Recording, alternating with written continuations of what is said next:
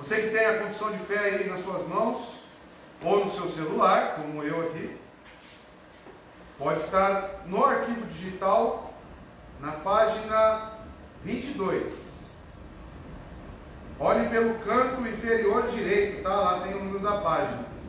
Porque o número que aparece na barra de rolagem do PDF é diferente da que vem marcado, tá? O físico é qual página, Felipe? 33. O físico é a página 33, tá bom? Então vocês podem acompanhar aí o capítulo 2, que diz sobre Deus e a Santíssima Trindade. Pretendo nesta aula hoje falar sobre Deus, né, e deixar a Santíssima Trindade para a próxima aula, tá bom?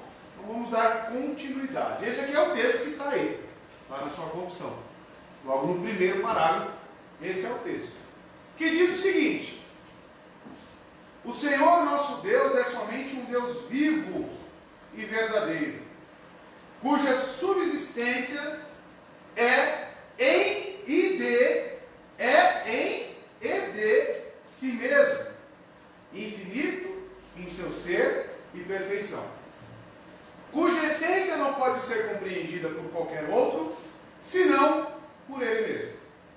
Um Espírito puríssimo, invisível, sem corpo, partes ou paixões, a quem somente pertence a imortalidade, que habita em luz que nenhum homem pode acessar. É imutável, imenso, eterno, incompreensível, onipotente, em tudo infinito, santíssimo, sapientíssimo, completamente livre e absoluto, operando todas as coisas segundo o conselho da sua vontade imutável e justíssima para a sua própria glória. É cheio de amor, gracioso, misericordioso, longânimo, abundante em bondade e verdade, que perdoa a iniquidade, a transgressão e o pecado, o galardoador dos que diligentemente o buscam, e contudo justíssimo e terrível em seus julgamentos, odiando todo pecado, e quem de modo algum terá o culpado por inocente. Ou seja, toda a definição de Deus, segundo as Escrituras, como enxergamos Deus. O parágrafo 1 do capítulo 2 define como essa igreja enxerga Deus, biblicamente.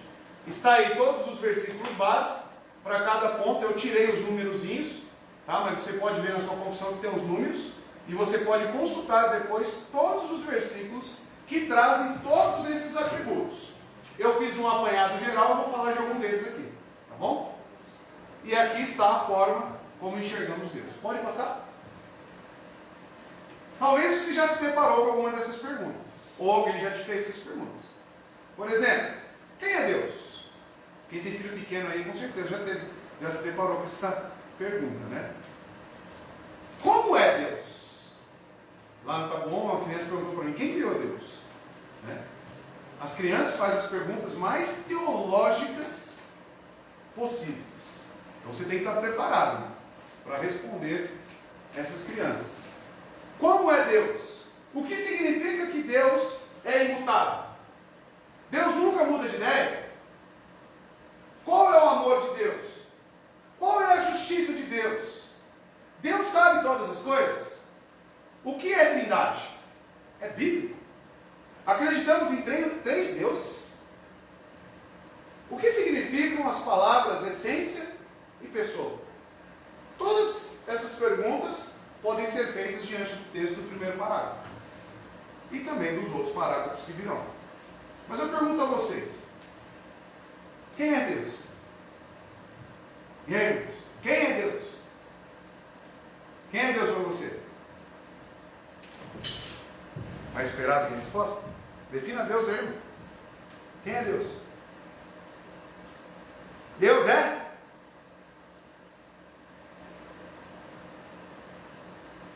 Quem fala? Deus é? Absoluto? Como mais a Bíblia define Deus? Todo-Poderoso? Supremo? Deus é? Soberano? Espírito Santo, imutável. Tantas definições temos para Deus. Deus é Espírito, correto? Vamos ver isso também. Deus muda de ideia para vocês?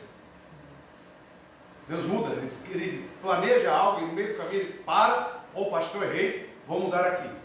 Não, Deus não muda. Tá? Então vamos ver tudo isso. Mas essas perguntas aqui são boas, tá? São boas perguntas, porque o seu filho precisa saber isso aqui. Tá aí um bom catecismo aí para você começar com o seu filho. Quem é Deus? Aí você começa a falar sobre Deus. Começa a falar sobre os atributos dele. E a nossa confissão de fé vai fornecer essas informações. Pode passar. Primeira coisa que destaca a nossa confissão é a singularidade de Deus. Diz que Ele é o único Deus, correto? O único Deus. A Bíblia é clara sobre o fato de que há apenas um Deus. Mas não é a Trindade? Como funciona isso? São 3 deuses ou um só? Vocês vão entender até o final desse estudo. As Escrituras são múltiplas, provocando isso em ambos os testamentos. A doutrina da Trindade é monoteísta. E o cristianismo está no núcleo monoteísta. Em Marcos 2, 29, o Senhor Jesus cita Deuteronômio 6, verso 4, dizendo que o mandamento mais importante é o seguinte: ouça, ó Israel, o Senhor nosso Deus, o Senhor é um só. O próprio Senhor Cristo afirmou a doutrina do monoteísmo, que ensina que há apenas um ser de Deus. Porém, este um só pode ser definido como Deus Pai, Deus Filho e Deus Espírito. É a Trindade que cremos. Eles compartilham da mesma essência e da mesma substância, ou seja, os atributos, as qualidades de Deus estão em Cristo e estão no Espírito Santo. Porém, olhamos para Deus, enxergamos Deus Pai, Deus Filho, Deus Espírito, como um só Deus. Aí você fica naquela dúvida, né? Eu, quando comecei na fé, eu ficava, mas eu oro para quem? Eu oro para Deus? Eu oro para o Espírito? Ou eu oro para Jesus? Vocês já ficaram nessa? Ficava ali, mas e aí, o que eu faço agora? Hein, Fábio? O que eu faço agora? Para quem eu oro? Temos que entender que as nossas orações devem ser direcionadas ao Pai, mediante o Filho, e quem nos auxilia nessa oração, nos trazendo como orar, é quem? O Espírito Santo. Ou seja, Deus está em todo o sistema de oração, em todas as partes. Tem um livro muito bom do John Bunyan que fala sobre a oração, e ele destaca a necessidade do Espírito Santo de Deus. A singularidade de Deus, olha o texto. Pode passar? Isaías 43, 10.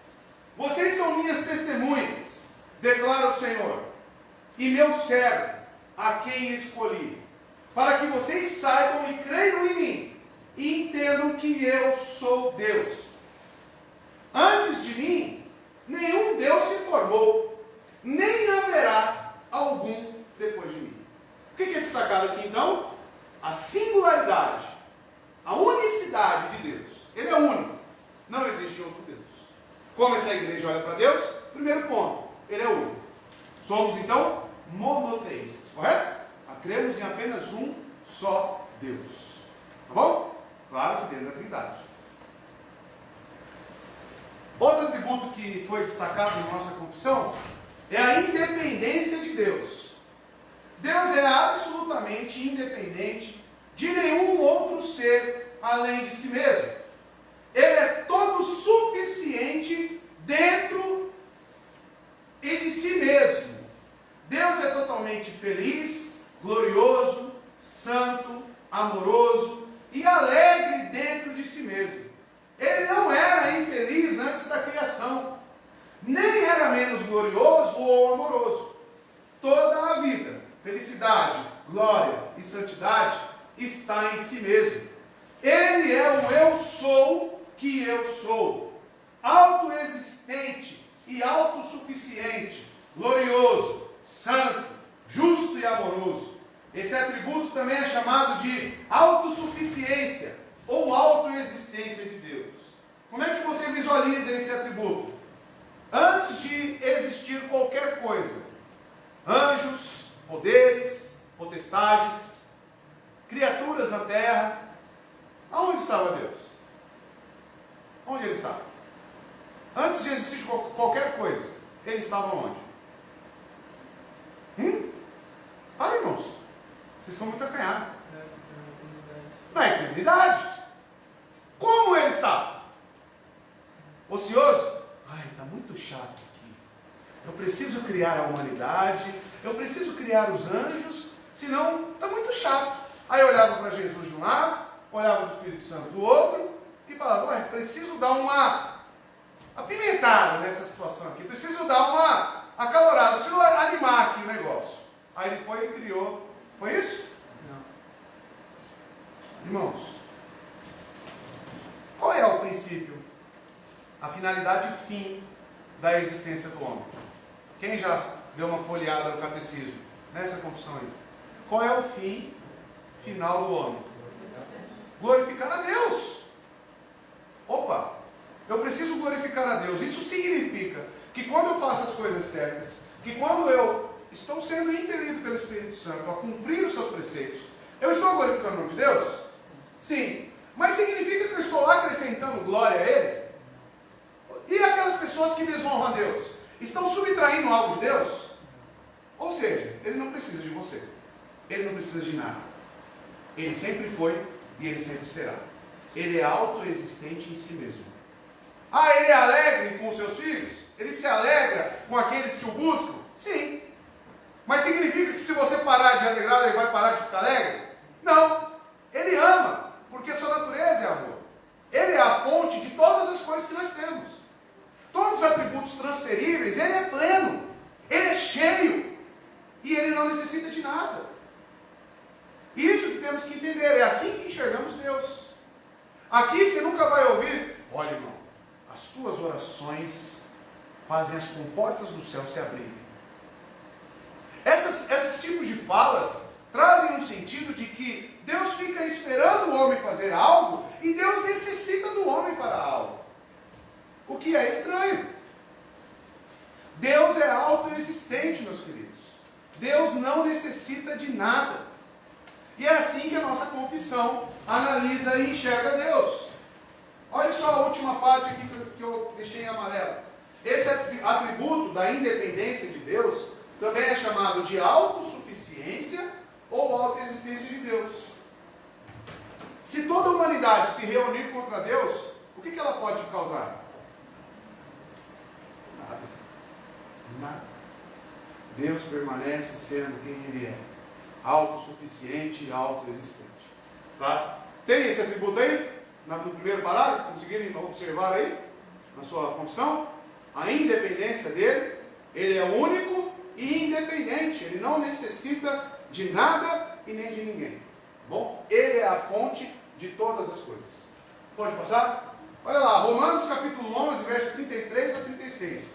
Aqui podemos indiretamente destacar a independência de Deus, a sua autossuficiência. Olha só o que diz o apóstolo Paulo. Ó profundidade da riqueza, da sabedoria e do conhecimento de Deus. Quão insondáveis são os seus juízos e inescrutáveis os seus caminhos. Olha agora, quem conheceu a mente do Senhor? Ou quem foi seu conselheiro?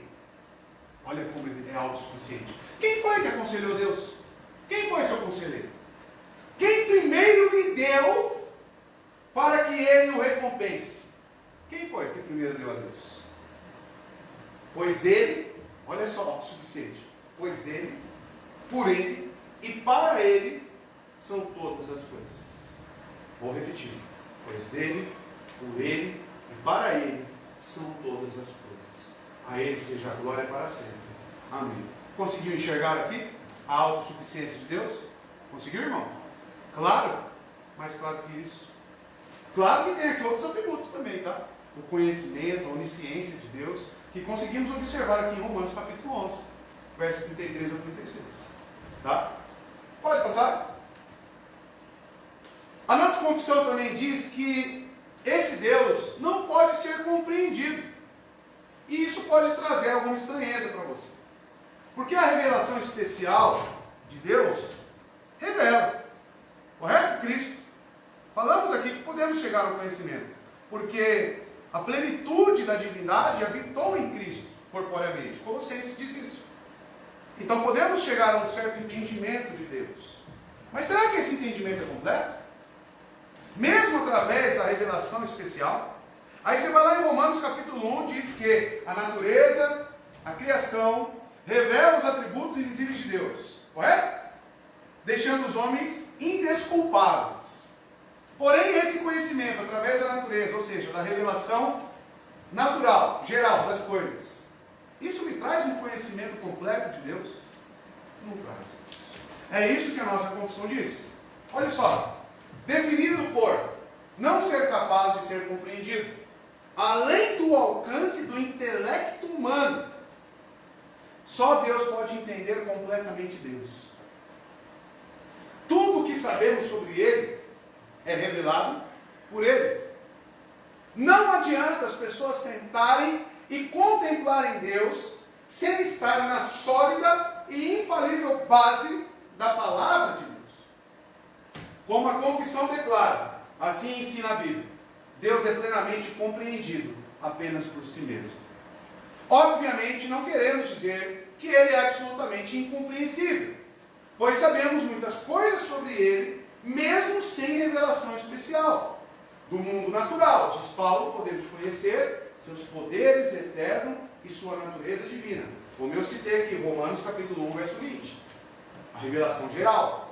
Mas não podemos entender plena e exaustivamente seu poder eterno e sua natureza divina. Seja da revelação geral ou mesmo de uma revelação especial. Tudo que conseguimos chegar de conhecimento, receber de conhecimento de Deus, é apenas a orla das suas vestes. Apenas a borda. Não conseguimos chegar ao conhecimento completo de Deus. Por quê? Um dos motivos é aquilo que é infinito, eterno, nunca vai caber em uma mente finita e perecível. Nunca. Limitados somos. Conhecemos em partes e em partes profetizamos. Assim são os seres humanos. Porém, irmãos, ele se revela assim. Olha só o que diz em Jó, capítulo 11, versos 7 e 8. Você consegue perscrutar os mistérios de Deus? Pode sondar os limites, olha só, os limites do Todo-Poderoso? Pode. São mais altos que os céus. O que é que você poderá fazer? São mais profundos que as profundezas. O que você poderá saber? Pegando só esse exemplo de Jó, eu li certa matéria um dia. Se eu não me engano, tá, irmãos? Eu posso estar errando o número aqui. Mas as profundezas do oceano, o oceano, de modo geral, só foi explorado 30% dele. Vocês sabiam disso? Eles não conseguem se aprofundar, eles têm um limite. A tecnologia de submarinos não permite ir mais além. Olha o que diz Jó. São mais altos que os céus. O que é que você poderá fazer? São mais profundos que as profundezas. Será que você conhece Deus? Outro dia chegou um rapaz aqui, nós estávamos vindo em Marmitex no sábado. Ah, que é igreja? Sim, aqui é uma igreja. Olha, eu conheço tudo da Bíblia. Tudo de Deus eu já sei. Eu já conheço tudo. Legal. Mas acho que é um pouco de presunção da sua parte. Bom, aí começou, já ficou bravo, já começou a querer discutir, minha esposa estava aí. E logo foi embora. Mas é presunção. É presunção. Ninguém vai chegar no conhecimento absoluto de Deus. Você pode dizer, eu conheço em partes. Na minha limitação, que é extrema, minha limitação que é extrema, eu conheço apenas um pouco daquilo que me foi revelado. Tá? Então é isso que a nossa confissão diz. Nossa confissão diz que Deus não pode ser compreendido pelo seu tamanho. Tá?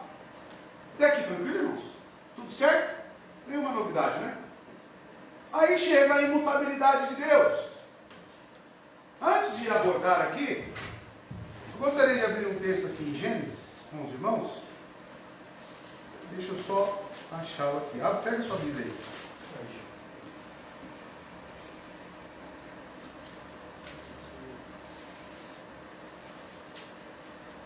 Capítulo 6.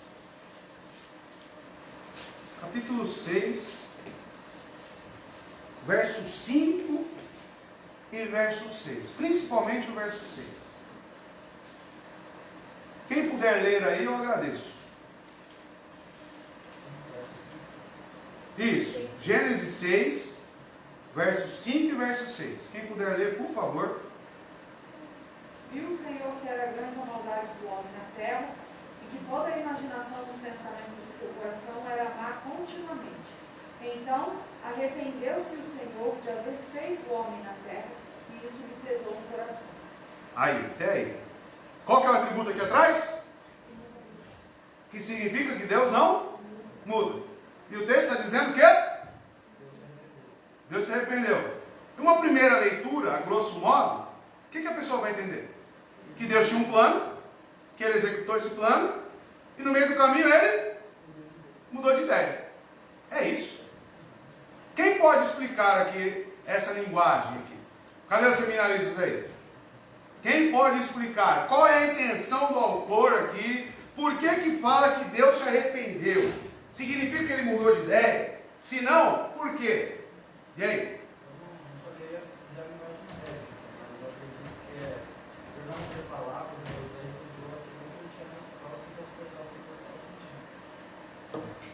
Porque quando dizemos, já estudamos isso aqui, né, sobre a inspiração de Deus. Quando eu falo da inspiração de Deus, ele muda o estilo literário da pessoa. Ele é como se fosse psicografia, Chico Xavier. É isso? Não, não é isso. Ele dá a inspiração, o conceito correto. Como a pessoa vai escrever, né, isso não é alterado. Moisés traz o sentido de como ele enxerga as coisas. Ele sabia que Deus estava muito triste com a condição. A intenção de Moisés aqui é trazer: Deus estava extremamente incomodado com o nível de maldade na humanidade, com o pecado que se alastrou como erva daninha. Por isso que ele diz: se arrependeu. É a linguagem de Moisés aqui utilizada. Correto, seminarista? Certo? É isso que ele está querendo dizer para nós. Não significa que Deus mudou. Outro texto que você deve conhecer é quando Jonas foi pregar aos ninivitas. Correto? Ele diz: se eles não se arrependerem, eu os destruirei. Aí Jonas vai lá com muita luta, né, querendo não ir, chega em Nínive, prega o evangelho, prega ali a mensagem de Deus, de arrependimento, e os ninivitas se arrependem.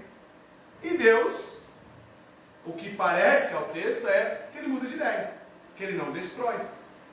Mas se houve mudança, houve nos ninivitas, e não em Deus.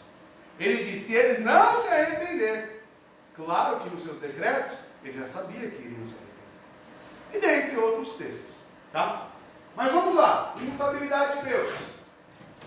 A imutabilidade de Deus é a doutrina de que Deus nunca muda a sua mente. A palavra imutável significa não capaz ou suscetível de mudanças, imutável, inalterável. Esta doutrina está intimamente ligada à soberania absoluta de Deus e ao seu conhecimento perfeito de todas as coisas. Uma vez que Deus é perfeito e infinito em todos os seus atributos, incluindo o seu conhecimento, portanto, ele não pode mudar a sua mente. Ao contrário de algumas afirmações do cristianismo contemporâneo, esta não é uma limitação ou uma fraqueza em Deus, mas uma perfeição. Dizer que Deus realmente muda sua mente / plano é dizer que Deus se tornou melhor ou mais sábio. Entende isso? O plano está ocorrendo, a sua vida está seguindo, aí você acha que Deus muda. dependendo da situação, dependendo até da sua escolha, ele vai mudar. Dizer isso é porque ele analisou a situação e viu que poderia, né, fazer melhor do que aquilo que já estava. Tem um pastor aí, não sei se você conhece, Tiago Brunet. Já ouviu falar? O que ele disse? Quem lembra aí o que ele disse sobre isso? Alguém lembra? Lembra, filho? O que ele disse? Deus escreve ou não poder da palavra? Deus tem o lápis e você tem a borracha. Ele escreve e você apaga. E aí, você? Sabe quem esse homem é? O conselheiro do nosso prefeito de Mogi das Cruzes. É ele. Ou seja, na concepção desses coach gospel, Deus é totalmente mutável. Ele muda a qualquer momento. Você tem a borracha na mão. Ou seja, se você tem a borracha na mão e ele tem um lápis, quem é soberano? Quem tem mais poder? O homem. Você vê que é uma mensagem, é um evangelho totalmente destinado e centralizado no ser humano. Esse não é o Deus da nossa confissão. A nossa confissão está clara aí. Deus é imutável. Deus não muda. Essa é a nossa confissão de fé. Correto, irmãos? Pode falar. Os cristãos começam a cantar que Deus tem uma nova história. Isso Sim. significa que Deus errou a história da pessoa. Ou as pessoas pregam, Deus vai escrever uma nova história na sua vida. Não é erro, porque você está colocando Deus como alguém que errou na sua história e ele vai corrigir agora. Não, Deus ele decretou aquilo que era para acontecer, independente se é mal aos nossos olhos ou não. Com certeza. Tem uma música chamada, não sei o nome da música, mas ela é mais ou menos assim: Deus está pintando uma nova história para você. Já ouviram essa música aí? Deus está pintando uma nova história. Peraí, então, por que é nova? E está pintando. Olha o emprego do verbo, né? Está pintando. Peraí, ele já me escreveu? Ou seja, está passando o tempo aqui, a cronologia nossa, os minutos, as horas, e Deus está esperando os fatos acontecerem, e Ele vai ditando tudo isso. Irmãos, isso é um pecado terrível. Diminuir a Deus ao nosso tempo. Deus é atemporal. Você vai lá na carta de Pedro e ele diz: um dia para Deus é como 1000 anos, e 1000 anos é como um dia. O que isso significa? Que Deus não está sujeito a esse cronos que nós vivemos. Deus é atemporal, inclusive os seus planos e os seus decretos. Paulo vai dizer que ele foi separado quando? Lá em Gálatas, no ventre. Mas peraí, mas Paulo não foi um perseguidor dos cristãos? Não matou um monte de gente? Mas um fato não anula o outro. Mesmo sendo um perseguidor do evangelho dos cristãos, Paulo era um escolhido. E aí? Aí Deus mudou de ideia então? Não, estava tudo no controle de Deus. Os salmos falam todos os nossos dias, né? Salmo de Davi, Salmo 139. Todos os nossos dias estão escritos. Escritos conforme o plano de Deus. Isso vai cruzar muito com a soberania de Deus, que nós vamos falar daqui a pouco. Pode passar? Olha lá, Malaquias 3:6. De fato, eu, o Senhor, não mudo. Por isso vocês, descendentes de Jacó, não foram destruídos. Será que o Tiago Brunet conhece esse texto? Qual que vai ser o malabarismo bíblico para ele explicar isso aqui? E pode ir no original, pode pegar lá no hebraico, pode ir lá. Pergunta para o Saião lá, esse não mudo aqui, ó Felipe, como é que fica esse não mudo? Dá para fazer um jeitinho ali? Não dá. E aqui ele está falando, ó, eu, o Senhor, Deus está dizendo diretamente ao povo: eu não mudo. Tiago, capítulo 1, verso 17, vai dizer: toda boa dádiva e todo dom perfeito vem do alto, descendo do Pai das luzes, que não muda, como sombras inconstantes. Quem é o sujeito daqui do versículo? Quem é o sujeito? Hã? O Pai das luzes. Quem é o Pai das luzes? Deus. E Ele não muda. Aí.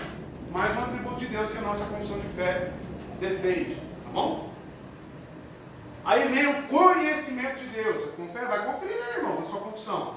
Aí agora vai falar sobre o conhecimento de Deus. Deus é onisciente. Acho que todas as igrejas, em todos os lugares, vão concordar com isso. Deus é onisciente. Ele conhece todas as coisas possíveis, todas as coisas reais, todos os eventos, conhece todas as criaturas, todo o passado, presente e futuro. Conhece perfeitamente todos os pormenores da vida de todos os seres que há no céu, na terra e no inferno. Seu conhecimento é perfeito. Nada escapa à sua atenção. Nada pode ser escondido dele. Não há nada que ele esqueça. Ele jamais erra, nem muda, nem passa por alto coisa alguma. Ele é detentor de todo o conhecimento, a sapiência, toda a sabedoria, todo o conhecimento está em Deus. Versos. Olha só, o Salmo 139 que nossa irmã acabou de citar, do verso 1 ao 4 apenas. Senhor, tu me sondas e me conheces. Sabes quando eu sento e quando me levanto. De longe percebes os meus pensamentos. Sabes muito bem quando trabalho e quando descanso. Todos os meus caminhos te são bem conhecidos.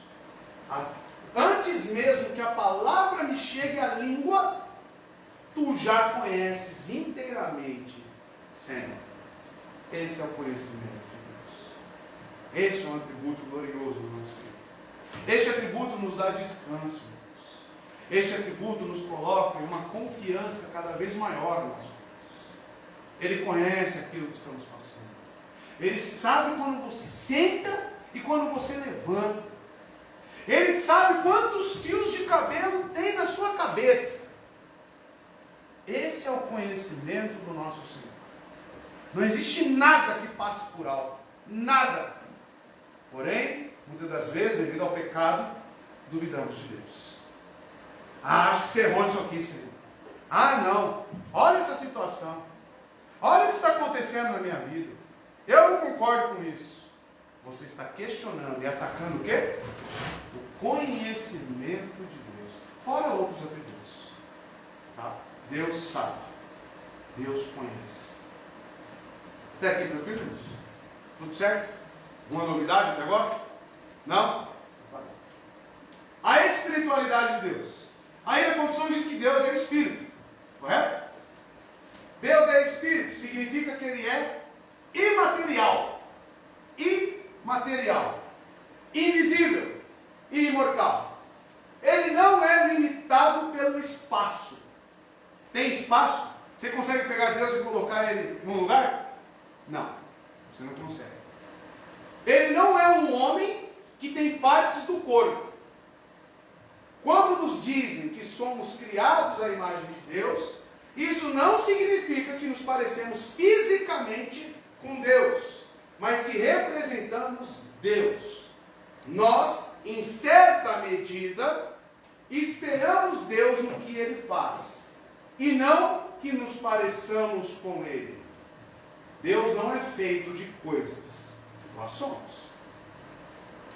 Embora a Bíblia muitas vezes retrate Deus como tendo aspectos físicos, por exemplo, mãos, olhos, pés, boca, rosto, etc.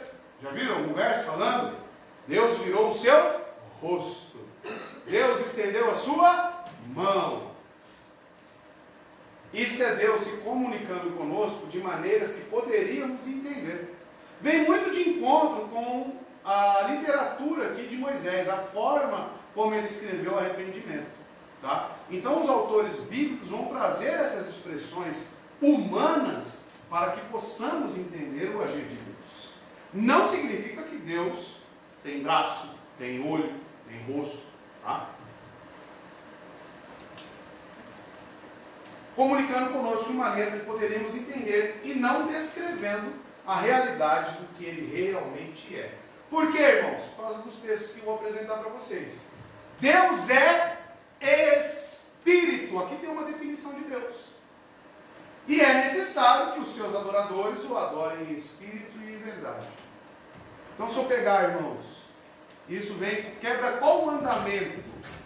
Criar alguma imagem de Deus. Segundo mandamento. Porque a maioria das pessoas pensa que Deus é um ancião de barba branca, né? Todo de branco, também vestido, sentado em um trono, né? Que fica ali, regendo, fica no seu laboratório, criando as coisas. A nossa mente é tendenciosa a querer imaginar Deus. Ou não? É ou não é? Quantas vezes você ficou pensando, como que Deus é? Como é que será o rosto de Deus? Irmãos, isso não é Bíblia. Deus não tem rosto, Deus é Espírito. E no culto? Que estamos aqui reunidos para cultuar quem? De que forma? Ou seja, quem vai nos conduzir nesse culto? Espírito Santo. O culto é para quem? É para salvo.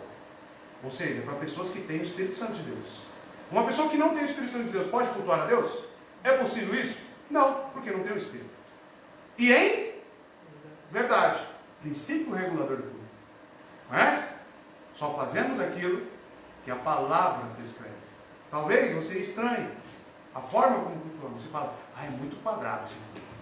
E nem um instrumentozinho, e nem um violão, mas o violão instrumento é por falta de pessoas mesmo para tocar. Não temos por enquanto, tá? Porque tem os instrumentos prescritos na palavra dentro de um culto. Mas você não vai ver ninguém aqui dançando, você não vai ver aqui teatro, você não vai ver aqui descer um globo aqui de luz e começar a girar. Não. O nosso culto, ele é teocêntrico. O nosso culto é conforme a palavra prescreve. Ponto final. Mas eu gosto tanto do teatrinho, eu gosto tanto do momento lá que a irmãzinha dá um testemunho no culto. Irmãos, seguimos o princípio regulador do culto. Tá? Por quê? Porque queremos adorar a Deus em espírito e em verdade. Apenas isso. Tá? Tudo que provém. Vocês vão perceber que não tem avisos também no meio do culto. Porque avisos no meio do culto é prescrito na palavra de Deus? Não. Se eu tenho algum aviso para fazer, eu vou fazer no final do culto, quando encerrar o culto. A apresentação de crianças também. Tem mulheres grávidas aqui, já vai ficar o recado. Tá? Quando que vai ocorrer essa apresentação? Quando terminar o culto. Terminou o culto, vem aqui à frente e a gente apresenta para a igreja. Faz uma oração, está tudo certo. Mas durante o culto, é só Deus. Somente Deus. Somente o que a palavra nos prescreve. Tá bom? Porque Deus é Espírito e Ele ordena, é necessário que os seus adoradores o adorem em Espírito e em verdade. Tá? Toda outra forma de culto é quebra do segundo mandamento, porque vem de encontro com João 4, verso 24. Pensem nisso. Bom? Pode passar? A infinidade de Deus. A infinidade de Deus é afirmada nas palavras: quem é imutável, imenso, eterno, incompreensível. Isso é um trecho, tá? Da confissão aí. Todo-poderoso, de todas as formas infinitas, mais sagradas, mais sábias, mais livres, mais absolutas. Os atributos de Deus são a sua perfeição total com Deus. Embora sejamos santos, Ele é mais santo. Embora sejamos sábios, Ele é mais sábio. Embora sejamos livres, Ele é mais livre. Embora sejamos finitos, Ele é infinito e assim por diante. Dizer que Deus é imenso é declarar que Ele enche o céu e a terra, como dizem as Escrituras. Não há 1 centímetro no universo que o Senhor do céu e da terra não preenche. Já imaginou isso? Pensa no universo, em todas as galáxias, em toda essa imensidade. Aonde está Deus? Em tudo. Em tudo. Será que isso te faz entender? E às vezes você quer rebaixar Ele na sua altura. Olha que loucura o homem se relacionando com Deus.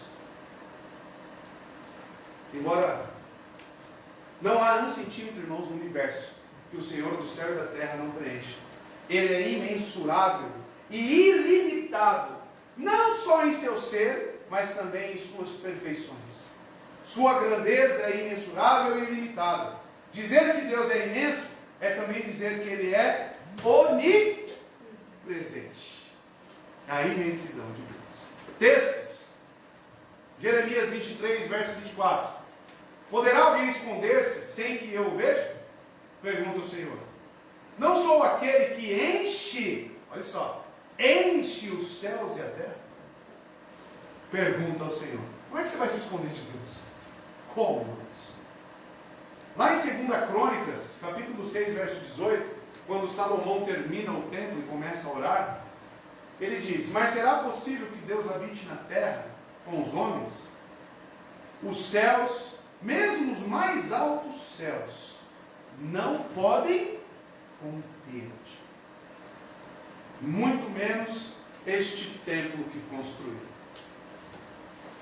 É neste sentido, irmãos, que Deus não habita em templos feitos por mãos humanas, por causa da sua imensidão. Dizer que eu construí um templo pode ser o maior templo que você imaginar, e falar, Deus está aqui. Como? Ele não está, Ele está em todo lugar. Ele preenche todo o universo. Aí você dizer que Ele está num quadrado, isso é uma blasfêmia, tamanho, tá? Pense nisso. Soberania de Deus. Está aí? Tem aí na confissão soberania? Dá uma verificada. Soberania de Deus. Mais um atributo. Acharam?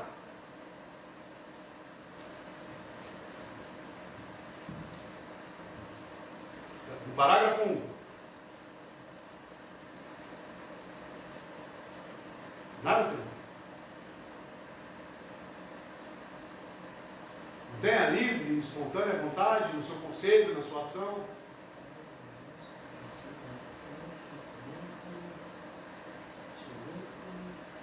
Absoluto. Operando todas as coisas segundo o conselho da sua vontade. Isso, operando todas as coisas segundo o conselho Da sua vontade. da sua vontade. Imutável. Então é a soberania de Deus, correto? Vamos defini-la?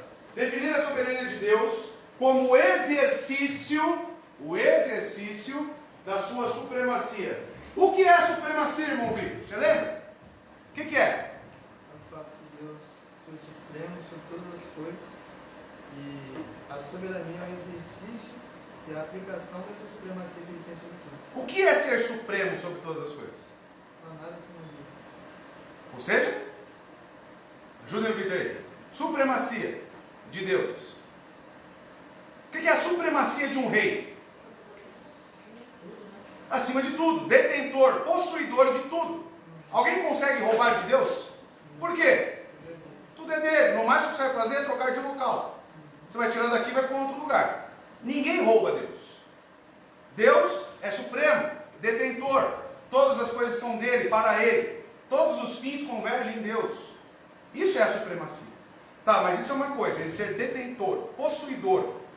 Agora, ele fazer o que quer com aquilo que é dele se chama soberania. O exercício da sua supremacia. É uma coisa eu te dar um carro, Edson.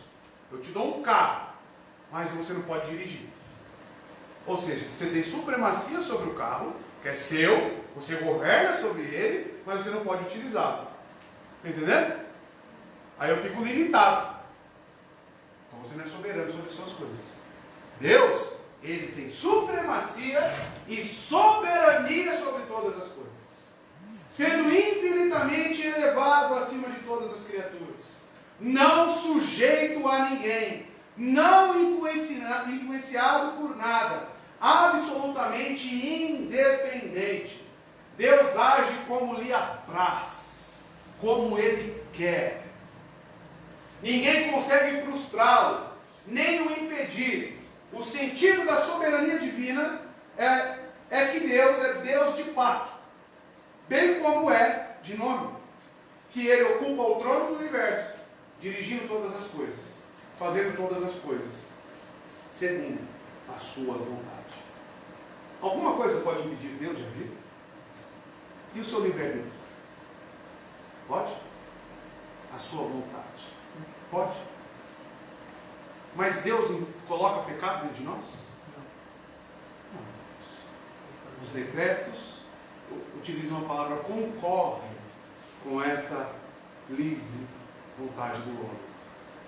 Irmãos, o livre-arbítrio, vamos entender isso, porque a confissão vai tratar, tá, sobre o livre-arbítrio. A nossa confissão vai tratar isso.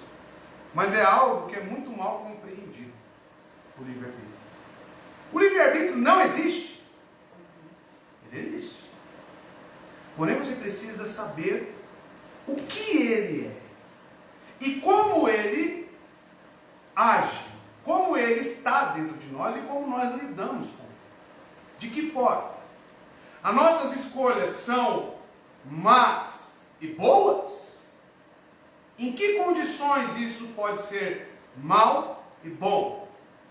Temos vontades?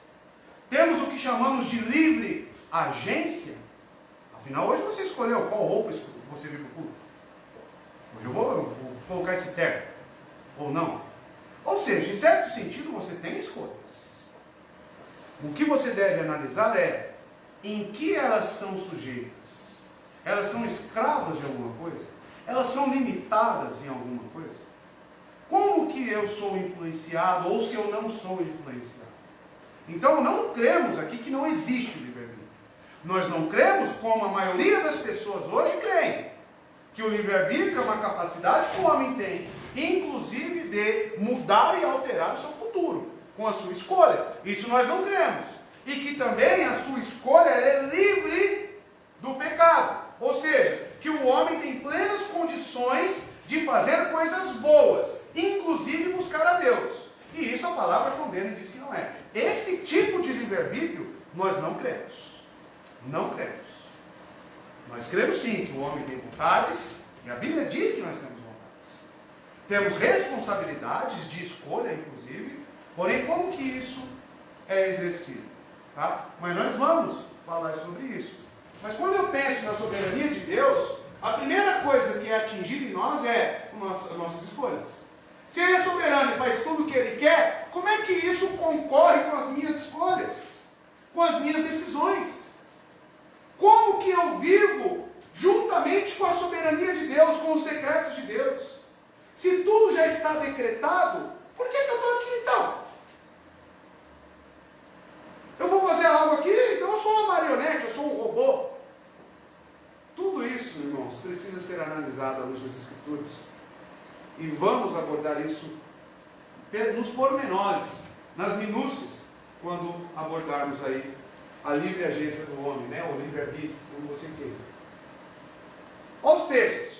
Daniel, capítulo 4, verso 35.